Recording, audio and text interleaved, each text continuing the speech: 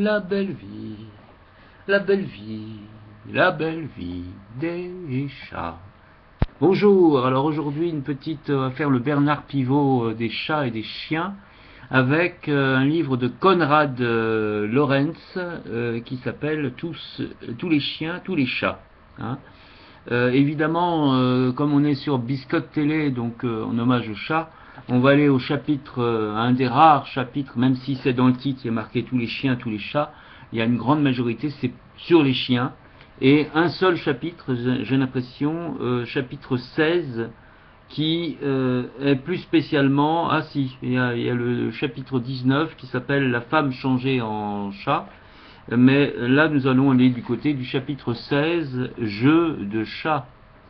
Il y a dans la nature un certain nombre de choses où la beauté et l'utilité, la perfection esthétique et la perfection technique se combinent d'une façon incompréhensible. Citons la toile d'araignée, l'aile de la libellule, le corps profilé du dauphin et les mouvements du chat.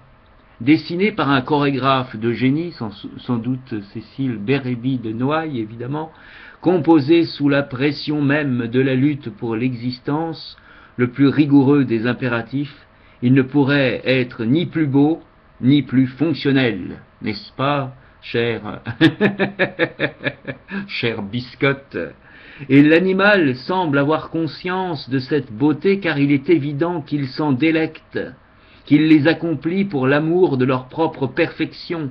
Il en fait un jeu qui occupe une place toute particulière dans la vie de l'arbitre des élégances animales.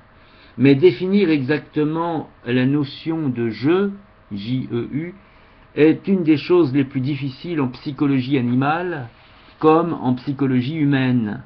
Nous savons bien ce que nous voulons dire en énonçant qu'un bébé chat, un bébé chien ou un bébé homme joue.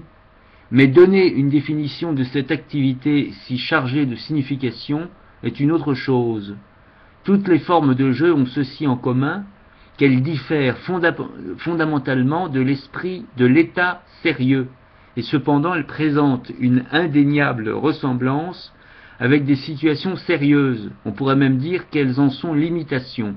Cela vaut aussi bien pour les jeux des adultes, des jeux abstraits, où des capacités intellectuelles précises trouvent leur expression, qu'il s'agisse du poker ou des échecs.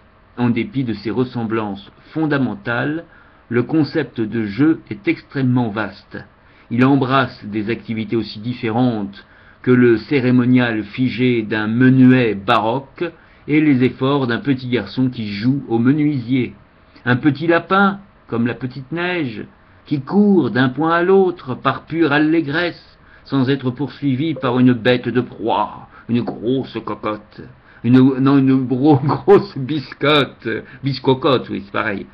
C'est du jeu, et un enfant qui fait les gestes d'un mécanicien, c'est aussi du jeu.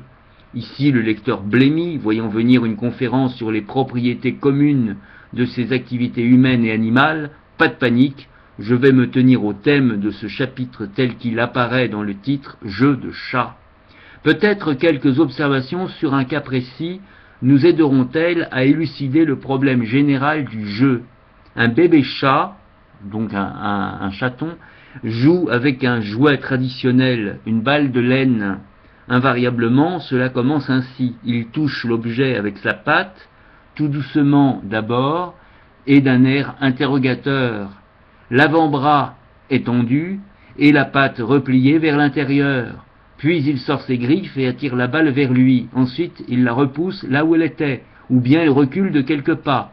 C'est alors qu'il s'aplatit par terre, pattes repliées, tête levée, et contemple son jouet. Puis la tête s'abaisse si soudainement que vous avez l'impression qu'il va se cogner le menton sur le sol. Les pattes de derrière exécutent un mouvement particulier, fait de piétinements et d'agrippements alternés, comme si le petit chat cherchait à s'assurer une bonne prise pour un démarrage en flèche. Soudain, il saute. Un grand demi-cercle en l'air, et il retombe sur la balle, pattes jointes et raides. Si le jeu en est arrivé à une phase assez intense, il mordra même le jouet. Au bout d'un moment, il est traditionnel que la balle roule au-dessous d'un meuble quelconque, trop bas pour que s'y glisse la totalité d'un bébé chat. Avec une seule patte, en un mouvement incroyablement élégant et visiblement étudié, le chat explore l'espace au-dessous du meuble et récupère son jouet. Il est évident, pour quiconque a jamais vu un chat attraper une souris, que notre bébé, élevé pour la clarté de l'expérience à l'écart de sa mère, vient d'accomplir tous ces gestes spécifiques par lesquels le chat se livre à la chasse de sa proie favorite. À l'état sauvage, cela constitue, si j'ose dire, son pain quotidien. Si nous perfectionnons le jouet en y attachant un fil et en le laissant pendre au-dessus du sol, le petit chat va exécuter un autre simulacre de chasse. Il saute, il saisit la proie avec deux pattes qui se rejoignent au terme d'un large mouvement circulaire.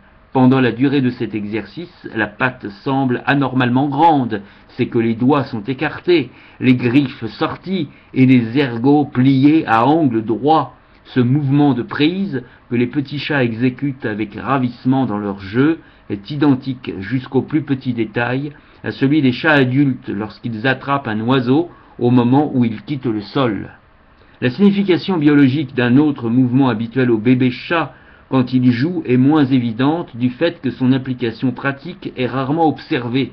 Il s'agit d'un mouvement extrêmement vif par lequel le chat, tournant sa patte vers le haut, fait sauter la balle par-dessus son épaule et tout de suite après bondit à sa poursuite. Quand le jouet est plus gros, le chaton s'assied devant, puis se dresse, l'encadre avec ses pattes et le projette en arrière, suivant un demi-cercle qu'il accompagne souvent du regard avant de faire le saut final. Ces deux séries de mouvements sont utilisées lors de la pêche du poisson. Première série, petit poisson, deuxième série, gros poisson, etc., etc. Donc là, c'était les pages exactement, pages 209, 210, 211 et 212 de ce magnifique livre pour découvrir nos amis les animaux proches, c'est-à-dire les chiens, donc ici tous les chats, tous les chiens, tous les chats dans le bon ordre, de Konrad Lorenz, K-O-N-R-A-D, plus loin, L-O-R-E-N-Z. Et donc là, je pense que c'est traduit de l'allemand par Boris Villeneuve et paru aux éditions Flammarion. Il y a de cela un petit temps, mais on espère que ça a été réédité d'ici là, on espère. Hein. C'est la belle vie des animaux, à bientôt sur Biscotte Télé.